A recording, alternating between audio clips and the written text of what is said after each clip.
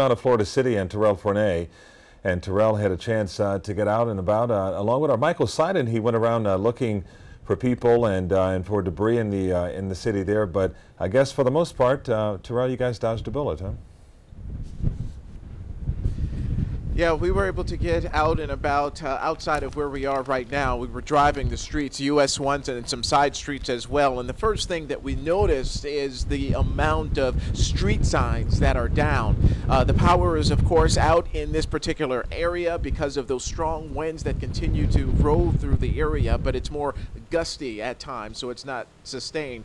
But if you take a look at those trees on the side, they are wind whipped, and I say that because they're only blowing in one way. So much wind has come from the opposite direction that it's literally just forced those palm trees to be standing in such a way. So you can definitely tell which way the wind is blowing. A lot of people here are still without power. We've seen a number of down power lines as well, some down transformers. So definitely a very dangerous situation. And in fact, I showed you guys just a little while ago, but there was even a utility pole that is standing, but it is leaning. Just another strong gust of wind in the wrong direction can certainly force that down, and some more power lines as well here in Florida City. Just a few minutes ago, a number of police cars have been racing down US 1. Miami-Dade police cars racing down US 1. We don't know what they were responding to at that point, so we are